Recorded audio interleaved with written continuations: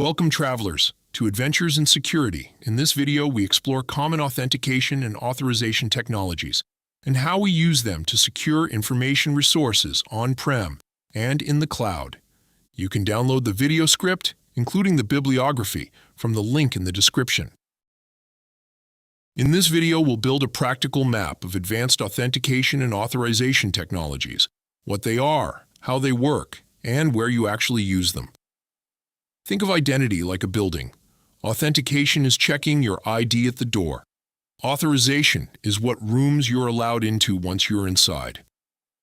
We'll start at the network edge with 802.1x, move into cross-organization single sign-on with Federation and SAML, then shift to modern web and API patterns with OpenID and OAuth. After that, we'll cover supporting plumbing, HTTP and MIME, and the enterprise web services, world of SOAP, its layers, and ebXML. Finally, we'll end with two enterprise governance tools, XACML for policy-based authorization and SPML for account provisioning.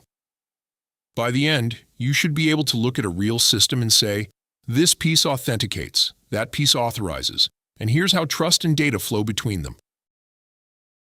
Let's lock in the foundation. Authentication answers. Who are you? The system checks evidence, like a password, a one-time code, a biometric, or a certificate, to confirm you control an identity. Authorization answers. What are you allowed to do? Once authenticated, the system evaluates rules, role-based access, attribute-based rules, or policies like only managers can approve refunds over $500. In modern systems, you'll constantly see four artifacts. First, credentials like passwords or certificates, things you use to authenticate. Second, tokens like OAuth access tokens, portable proof you're authorized for something. Third, assertions like SAML assertions, statements from a trusted identity provider about who you are and possibly what you're allowed to access. Fourth, policies like XACML rules, which describe access decisions in a structured, centralized way. A quick reality check. Most security incidents happen when teams confuse these. For example, using an authentication artifact like an ID token as if it were an authorization decision. We'll keep separating them as we go. 802.1x is your front door for a network switch port or Wi-Fi connection. Before a device gets full network access, it must authenticate. The standard defines three roles.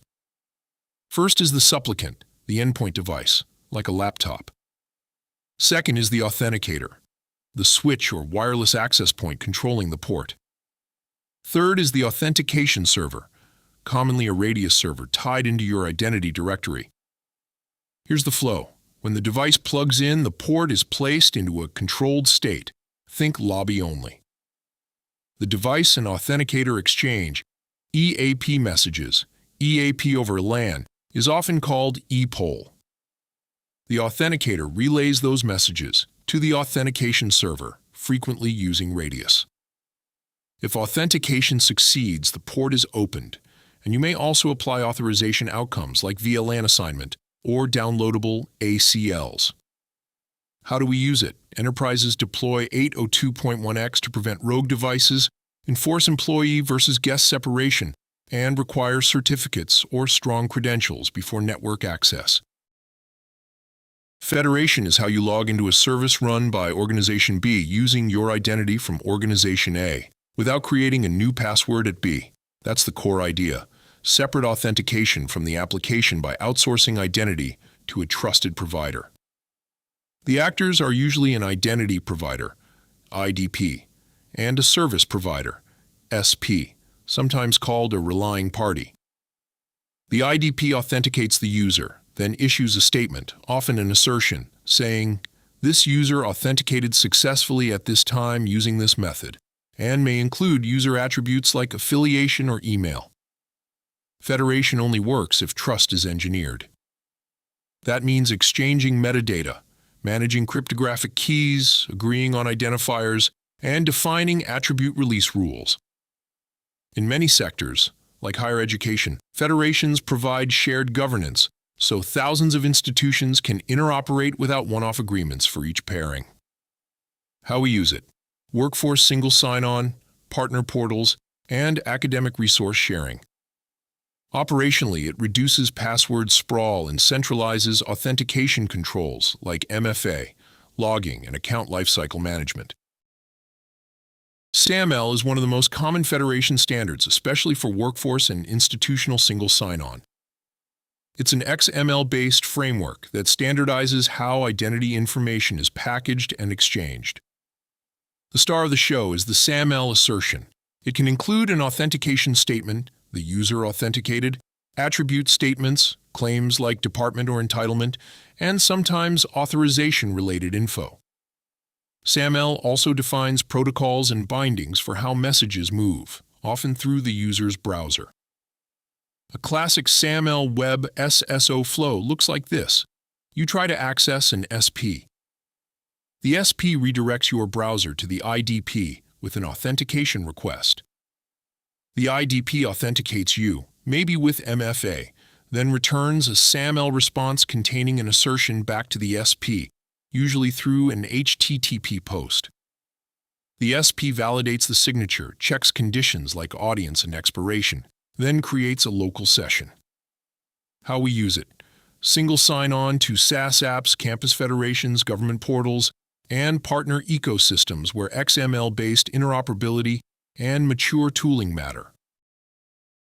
Shibboleth is best understood as a widely used implementation of SAML-based federation, especially in academia and research. Instead of thinking Shibboleth is a new protocol, think Shibboleth is software that helps you run an IDP or SP and participate in a federation. What does it do well? First, it handles the practical SAML details: message validation, metadata, certificates, and session management. Second, it's known for fine-grained attribute release controls. In a federation, an SP might only need to know, is this person a student, rather than their full identity. Shibboleth supports privacy-preserving approaches like releasing minimal attributes or using scoped, persistent identifiers. In federations, users don't all authenticate at one place, so a service provider has a problem. Which identity provider should I send this user to? That's what Discovery solves. WAF, short for Where Are You From?, is a legacy discovery pattern used in early Shibboleth deployments. The idea is simple. When a user hits a protected SP, they're redirected to a WAF service that presents a list of organizations. The user selects their home institution, and then the SP sends them to the correct IDP. Why is this non-trivial? Because it's user experience heavy and easy to get wrong. A giant list of institutions isn't friendly, and it can create confusion or phishing risk if users don't recognize the correct IDP. That's why modern deployments often use improved discovery services, sometimes embedded directly into the SP experience, with search, branding, and federation-managed metadata. How we use it: any multi-IDP SAML federation needs discovery, whether centralized, embedded, or wafeless deep links that skip the chooser when the IDP is already known. OpenID can be confusing because there's an older protocol, OpenID 2.0, and a modern standard, OpenID Connect, usually called OIDC. OpenID 2.0 provided a way for a user to authenticate to a site using an OpenID provider, largely through browser redirects. It was popular early on, but is now mostly legacy.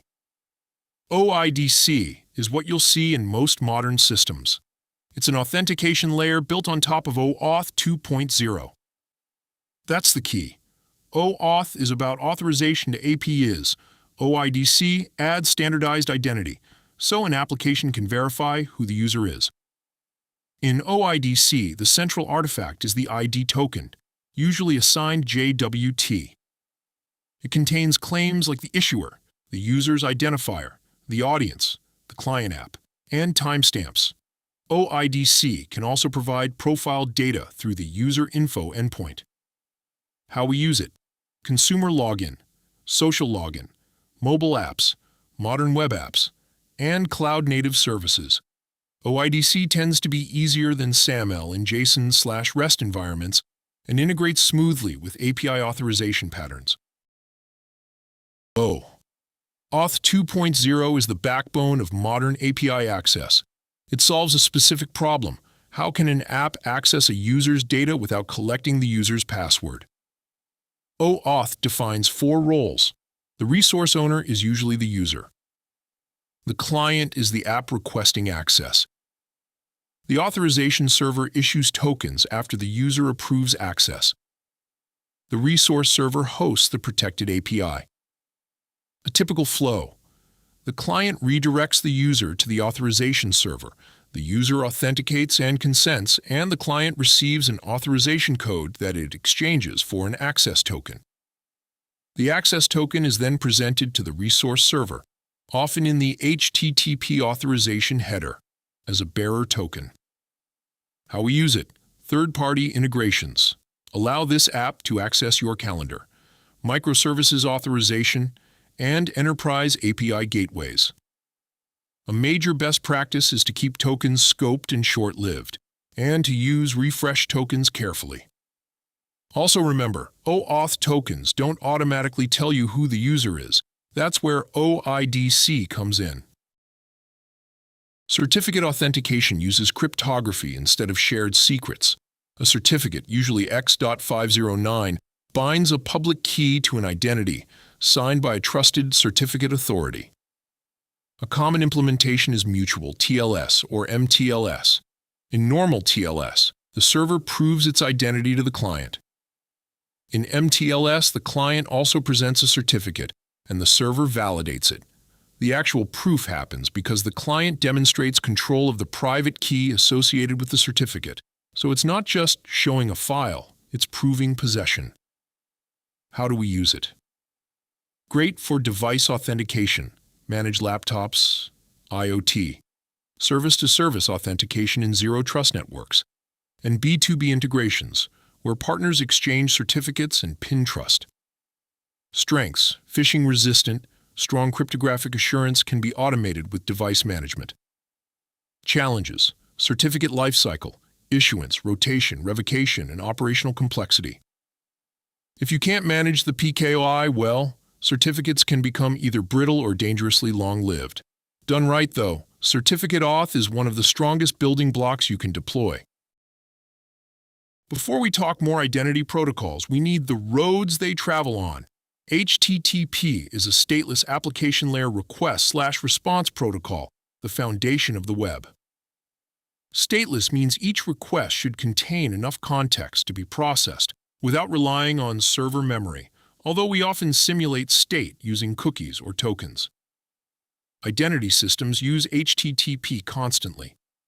SAML and OIDC rely on redirects. Session management often relies on cookies.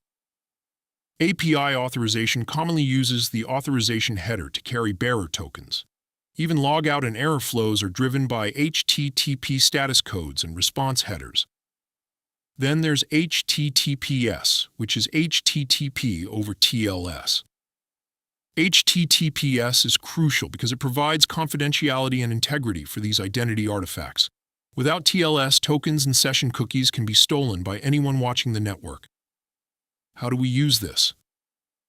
When designing authentication, you don't just choose SAML versus OIDC. You also decide where identity data lives in HTTP, cookie versus header, post versus redirect, same-site cookie settings, and protections like CSRF defenses. The protocol choice and HTTP mechanics must work together. MIME, multi-purpose internet mail extensions, started in email, but its ideas are everywhere in web systems. MIME answers: what kind of data is this body, and how is it packaged? The most visible MIME concept is the content type header, like text/HTML, application/JSON, or application/XML. MIME also defines multi-part bodies, where a single message contains multiple parts separated by boundaries, useful for attachments, mixed content, or complex payloads. Why do identity and web services care? Because the systems we're discussing often exchange structured data. SOAP messages are usually text/XML or application/SOAP plus XML. APIs often send and receive application/JSON. Some older systems use multi-part packaging to carry SOAP plus binary attachments efficiently. How we use it. When building integrations, correct MIME typing prevents parsing errors and security bugs. If a server mislabels content, clients can mishandle it. In security contexts, proper content typing and safe parsing rules reduce risks like content sniffing issues and injection attacks. Think of MIME as the labeling and packing slip that keeps complex data exchange interoperable. SOAP is an XML-based protocol for exchanging structured information between systems. While modern APIs often favor REST/JSON, SOAP is still important in many enterprise and legacy environments, banking, government, and large B2B integrations. The SOAP message has a clear structure, an envelope that wraps everything, an optional header for metadata, and a body containing the actual request or response payload. The header is where you often see cross-cutting concerns like security, addressing, and transaction information in WS standards. How does it work operationally? SOAP can be transported over different protocols, but HTTP is common. A client sends a SOAP request to a service endpoint. The server processes it and returns a SOAP response, both with XML payloads following agreed schemas. How we use it today. You'll encounter SOAP when integrating with older enterprise services or vendor platforms. You might not choose it for a greenfield mobile app, but you absolutely need to understand it to maintain or secure existing systems. The big advantage is strong standardization around contracts, tooling, and extensible message features. A helpful way to understand the SOAP ecosystem is as a layered stack. Each layer solves a different question. Transport asks, how do messages get from A to B? Common answers include HTTP or sometimes SMTP.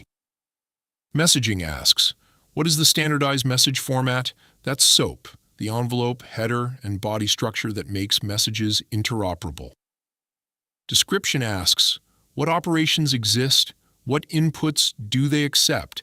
And what outputs do they return? This is where WSDL, Web Services Description Language, comes in. WSDL provides a machine-readable contract so tooling can generate client stubs and validate messages. Finally, Discovery asks, how do I find available services and their endpoints? Historically, UDDI registries provided a way to publish and discover services. In practice today, discovery is often done through internal catalogs or service meshes, but UDDI remains part of the classic web services model. How we use this. When troubleshooting an integration, you can diagnose by layer. Can't reach the host? Transport. Wrong XML structure? Messaging. Mismatch between expected operations? Description. Don't know the endpoint? Discovery. ebXML stands for Electronic Business Using Extensible Markup Language. It's not one protocol. It's a family of standards designed for B2B interoperability, especially when organizations need to exchange business transactions reliably and securely. The guiding goal is to let trading partners, who may use different internal systems, agree on message formats, business processes, and how to route and secure communications. ebXML work includes messaging standards, registries/repositories, and ways to formalize partner agreements. How it works in practice. Two organizations establish a trading relationship with defined message types and process expectations. Messages are packaged, routed, and secured using agreed mechanisms, often with reliability features like acknowledgments and retries. How we use it. Industries that rely on structured B2B workflows, supply chains, logistics, or regulated exchanges, may still use ebXML family standards or platforms influenced by ebXML concepts. Even if you don't implement ebXML yourself, you may integrate with a partner gateway that speaks ebXML and translates it into your internal ERP or service architecture.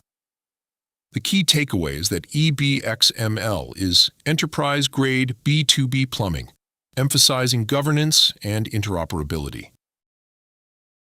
XACML, Extensible Access Control Markup Language, is about authorization at scale. Instead of hard coding if user is admin, then allow inside every application, XACML supports centralized, consistent decision-making using a standard policy language and request/response format. The architecture is usually explained with two key components. The policy enforcement point, PEP, lives near the application or API gateway. It intercepts a request and asks for a decision. The policy decision point, PDP, evaluates policies and returns permit or deny, sometimes with obligations like log this event or mask this field. XACML is frequently used for attribute-based access control ABAC, where decisions consider attributes of the user, resource, action, and environment, like department, data sensitivity, time of day, or network location. How we use it: high governance environments, where policy consistency matters, healthcare, finance, government, and large enterprises with many applications. XACML can reduce policy drift, support auditing, and make authorization rules easier to review. The trade-off is complexity. You need solid attribute sources and careful performance engineering. SPML, Service Provisioning Markup Language, targets a different problem than SAML or OAuth. It's not about login. It's about provisioning, creating and managing accounts and entitlements across multiple systems. Imagine HR hires an employee. Several systems must be updated: email, VPN, payroll portals, learning systems, maybe a CRM. If you do that manually, errors happen and access lingers after termination. SPML provides a standardized XML-based request/response approach, so a provisioning system can send commands like create user, add to group, disable account, or remove entitlement. How we use it: SPML shows up most often in older enterprise identity management suites and B2B scenarios where XML web services were the norm. In many modern deployments, SPML has been partially replaced by SCIM for REST/JSON provisioning, but SPML remains important historically and in legacy integrations. The core idea to remember: provisioning is administrative control over identities and access, distinct from runtime authorization. Good provisioning reduces risk by ensuring least privilege, fast onboarding, and rapid offboarding. Let's connect the dots with a realistic enterprise example. At the network layer, 802.1x controls who even gets on wired or Wi-Fi, often using EAP methods backed by Radius. For managed devices, certificate authentication can make that access phishing resistant and automated. Once on the network, users access applications through federation. Many organizations use SAML for workforce single sign-on, with platforms like Shibboleth common in higher education and federated research communities. If the environment has multiple institutions, a discovery service/wave step helps route the user to their correct IDP. For modern apps and APIs, OAuth 2.0 authorizes access to resources, while OIDC adds login and identity claims using ID tokens. Under the hood, everything still rides on HTTP, and payloads are described and packaged using conventions like MIME. Finally, governance. XACML supports centralized, attribute-based authorization decisions, while SPML, or newer alternatives, automates provisioning so access is granted and removed correctly over time. The overall lesson: these tools are complementary. Security improves when each one is used for its intended job. That's it for this video. If you learned anything, please remember to give us a thumbs up and subscribe. And until next time, be careful what you click.